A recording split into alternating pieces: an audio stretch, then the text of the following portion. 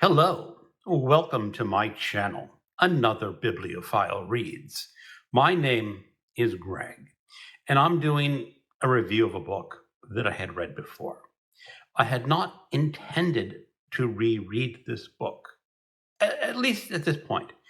But last week I did a tag video on nonfiction books, and I mentioned that there were some good nonfiction books in the graphic book format, or graphic novels. It was just sort of off the cuff, something to include to be a little bit different. But I got a lot of comments in that video about how fascinating this book sounded. And the book was Heretics by Stephen and Ben Nadler. Right? Yeah, Nadler. And Stephen is the philosopher. He is the father. Ben is the son, and he is the artist. And Stephen wanted to write about heretics. These are as the subtitle goes, the wondrous and dangerous beginnings of modern philosophy. And he wanted to talk about how philosophy in the modern age got started. And he decided to do it as a graphic book. Now, he comes out in his little introduction and says, technically, all these philosophers may not be heretics in the technical sense of the word. It starts off with Gerardo Bruno, and he was definitely a heretic because the church burnt him at the stake for his beliefs. But some of the other philosophers are only heretics in a sense that they stretched the meaning of what it meant to think and countered what was the norms of thought at the time. And they are honorable mention heretics. But it's still a really good way to start delving into philosophy. Now, some of these philosophers, and he covers a lot of different philosophers, not in great detail. Some of them you may know by name, and some of them you won't, like Francis Bacon and Rene Descartes, of course, is featured quite heavily in there. Everyone should know Rene Descartes. Cogito ergo sum. I think, therefore, I am. You have Galileo Galilei.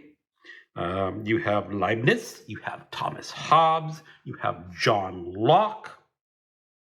You have Blaise Pascal. You have Voltaire. And it ends with what I think is obviously the author's favorite philosopher of the age, Sir Isaac Newton. And it is a good way to introduce you to philosophy because Leibniz, I have heard of him. I have never picked up one of his books.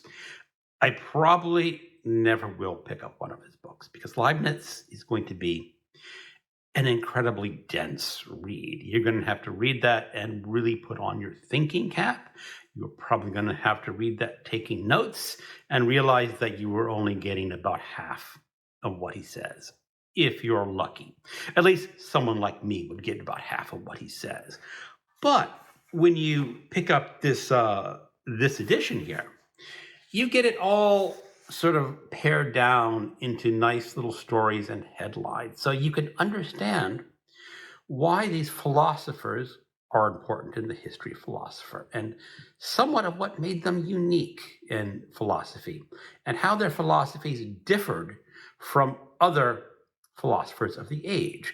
You even get the intermingling, the how the philosophers of this modern age talked to each other and what they thought of each other and how they thought, brilliant mind, but he got it all wrong. And that's where this graphic book really helps because, as I said, realistically, I am not going to be able to work through all these philosophers' written works. But in this distilled form, you can get the gist. You can understand why they are important. And that's what I think is really good about this book. Is it for serious philosophers? Probably, or maybe I am doing that a disservice. I know Grix, etc., is a booktuber who's interested in this book, and he studies philosophy. I mean, he really studies philosophy. And he's going to try this out. Now, he might come out with a review and say, yeah, it's way too basic for a philosopher.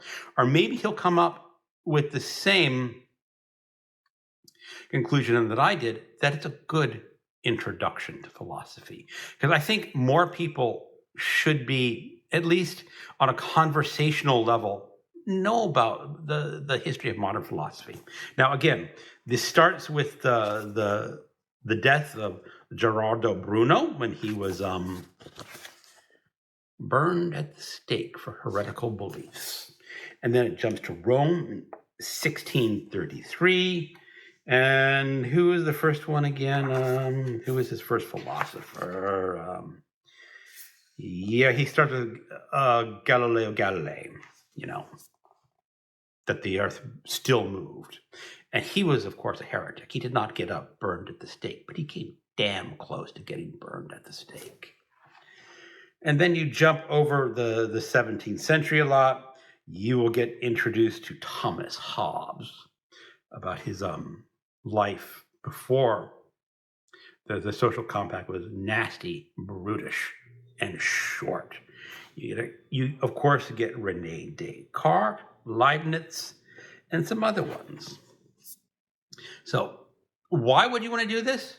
Because I strongly believe that knowledge in and of itself is worthwhile to have in your brain, even if you are not a certified expert in these philosophies. I think you can gain a little bit by reading this book. And I really enjoyed it. This is the second time I've read it. I said before, this is a reread. Will I reread this again someday? Maybe, because, your brain loses information as it ages and as time goes by. And you go, oh, wow, I used to know that. And think, oh, yeah, it's interesting. Now, this is, of course, a graphic book or graphic novel. I'm using graphic book because that's how the author described it. Now, I'm going to try to hold this up to the camera. The artist has a funny thing about noses. All the noses seem to be a little bit red. That is just, every character in this book is going to have a red nose. It is a stylistic flourish, I guess. And other characters, well, if you notice down below, there is a blonde man with a beard. And that is the artist's image of God. And of course, God has a red nose. So I can highly recommend this. Is it an absolute knock it out of the park book? Probably not. But for nonfiction and graphic book format, I think this does really, really good. And I hope more people are interested and more people seek it out. Thank you for watching, and keep on reading.